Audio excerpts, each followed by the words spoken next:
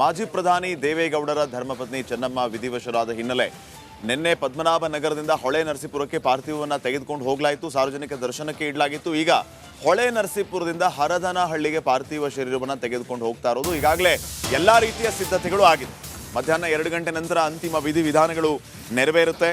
ಹೊಳೆ ನರಸೀಪುರದಿಂದ ಹರದನಹಳ್ಳಿಯತ್ತ ಅಂತಿಮ ಯಾತ್ರೆ. ಚೆನ್ನಮ್ಮ ಪಾರ್ಥಿವಕ್ಕೆ ರಂಗನಾಥ ಸ್ವಾಮಿ ದೇಗುಲದ ತೀರ್ಥ ಪ್ರೋಕ್ಷಣೆಯನ್ನು ಮಾಡಲಾಗಿದೆ. ಹಳೆಯಕೋಟೆ ಮೂಲಕ ಅಂತ್ಯ ಸಂಸ್ಕಾರ ಸ್ಥಳಕ್ಕೆ ಮಧ್ಯಾಹ್ನ 2 ಗಂಟೆಯಿಂದ ಅಂತಿಮ ವಿಧಿವಿಧಾನಗಳು ಕೂಡ ನೆರವೇರಲಿಕ್ಕಿದೆ. ರಂಗನಾಥ ಸ್ವಾಮಿ ಬೆಟ್ಟದ ತಪ್ಪಲಲ್ಲಿ ಈ ಅಂತಿಮ ವಿಧಿವಿಧಾನಗಳು ನೆರವೇರಲಿಕ್ಕಿದೆ. ಹಾಸನ ಜಿಲ್ಲೆಯ ಹೊಳೆ ನರಸೀಪುರ ತಾಲೂಕಿನ ಗ್ರಾಮ ಹರದನಹಳ್ಳಿಯ ರಂಗನಾಥ ಸ್ವಾಮಿ ಬೆಟ್ಟದ ತಪ್ಪಲಲ್ಲಿ ಅಂತ್ಯಕ್ರಿಯೆ ನೆರವೇರಲಿಕ್ಕಿದೆ. ಮಧ್ಯಾಹ್ನ 2 ಗಂಟೆಯಿಂದ ಅಂತಿಮ ವಿಧಿವಿಧಾನಗಳು ಆರಂಭ ಆಗಲಿಕ್ಕಿದೆ. ಈಗಾಗಲೇ ಅಂತಿಮ ವಿಧಿವಿಧಾನಕ್ಕೆ ಬೇಕಾದಂತಹ ಎಲ್ಲ ವ್ಯವಸ್ಥೆಗಳು ಮತ್ತು ಅಂತ್ಯಕ್ರಿಯೆಗೆ ಅಲ್ಲಿ ಜಾಗದ ಸಿದ್ಧತೆಯಿಂದ ಹಿಡಿದು ಪ್ರತಿಯೊಂದು ಸಿದ್ಧತೆಗಳನ್ನು ಈಗಾಗಲೇ ಮಾಡಿಕೊಳ್ಳಲಾಗಿದೆ. ಮಧ್ಯಾಹ್ನ 2 ಗಂಟೆಯಿಂದ ಅಂತಿಮ ವಿಧಿವಿಧಾನಗಳು ಆರಂಭ ಆಗಲಿಕ್ಕಿದೆ.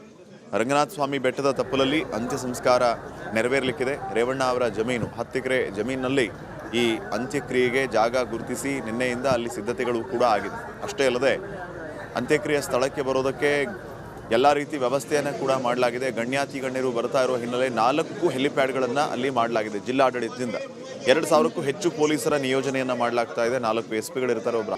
ಹೀಗೆ ಟೋಟಲ್ 2,000 ಪೊಲೀಸರು, 2,000ಕ್ಕೂ ಹೆಚ್ಚು ಪೊಲೀಸರ ನಿಯೋಜನೆಯನ್ನು ಕೂಡ ಅಲ್ಲಿ ಮಾಡಲಾಗಿದೆ. ಮಧ್ಯಾಹ್ನ 2 ಗಂಟೆಯಿಂದ ಅಂತಿಮ ವಿಧಿವಿಧಾನಗಳು ಆರಂಭ ಆಗಲಿಕ್ಕಿದೆ. ಒಕ್ಕಲಿಗ ಸಂಪ್ರದಾಯದಂತೆ ಈ ರಂಗನಾಥ ಸ್ವಾಮಿ ಬೆಟ್ಟದ ತಪ್ಪಲಲ್ಲಿ ಅಂತ್ಯ ಸಂಸ್ಕಾರ ನೆರವೇರಲಿಕ್ಕಿದೆ.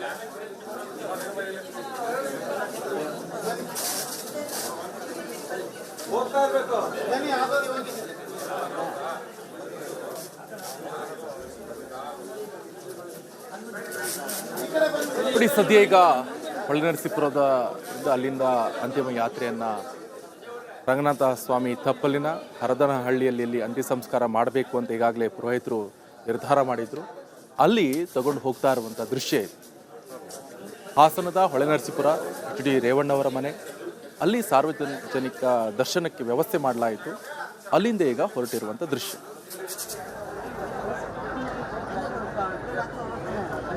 ಸದ್ಯ ಸಾಕಷ್ಟು ಜನರು ಕೂಡ ಅಲ್ಲಿ ಸೇರಿದ್ದಾರೆ. ಅಂತಿಮ ನಮನವನ್ನು ಸಲ್ಲಿಸ್ತಾ ಇದ್ದಾರೆ. ಭಾವಪೂರ್ಣ ಶ್ರದ್ಧಾಂಜಲಿಯನ್ನು ಸಲ್ಲಿಸ್ತಾ ಇದ್ದಾರೆ.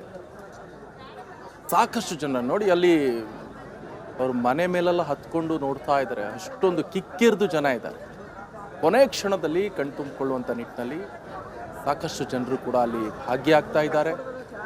ಇನ್ನೊಂದು ಕಡೆಯಲ್ಲಿ ಗಮನಿಸ್ತಾ ಇರ್ಬೋದು, ಮನೆ ಮೇಲೆ ಹತ್ತಿ ನಿಂತ್ಕೊಂಡಿದ್ದಾರೆ. ರೋಡ್ ಫುಲ್ ಕಿಕ್ಕಿರಿದು ಹೋಗಿದೆ.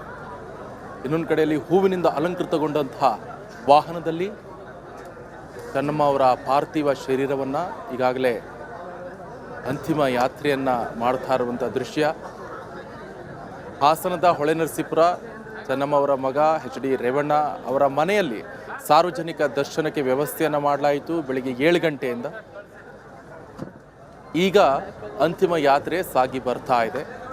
ರಂಗನಾಥ ಸ್ವಾಮಿ ತಪ್ಪಲಿನ ಹರದನಹಳ್ಳಿ ಹುಟ್ಟೂರಿನಲ್ಲಿ ಅಂತ್ಯ ಸಂಸ್ಕಾರವನ್ನು ನೆರವೇರಿಸಲಾಗುತ್ತೆ. ಸದ್ಯಲ್ಲಿ ಸಾಕಷ್ಟು ವ್ಯವಸ್ಥೆಗಳನ್ನು ಕೂಡ ಮಾಡಿಕೊಳ್ಳಲಾಗಿದೆ. 40,000 ರಿಂದ 50,000 ಆಸನದ ವ್ಯವಸ್ಥೆ, ಅಲ್ಲಿ ಅಂತ್ಯ ಸಂಸ್ಕಾರಕ್ಕೆ ಬರುವಂಥ ಜನರಿಗೆ ಒಂದು 25,000 ಜನರಿಗೆ ಊಟದ ವ್ಯವಸ್ಥೆ ಎಲ್ಲವನ್ನು ಕೂಡ ಈಗ ಮಾಡಿಕೊಳ್ಳಲಾಗಿದೆ. ಸ್ವತಃ HD ರೇವಣ್ಣ ಅವರೇ ಮುಂದೆ ನಿಂತು ಇದೆಲ್ಲ ಕಾರ್ಯವನ್ನು ನೆರವೇರಿಸ್ತಾ ಇದ್ದಾರೆ. ಅಲ್ಲಿ ಆಸನದ ವ್ಯವಸ್ಥೆ ಇರ್ಬೋದು, ಎಲ್ಲಿ ಮಾಡಬೇಕು ಅವೆಲ್ಲವನ್ನು ಕೂಡ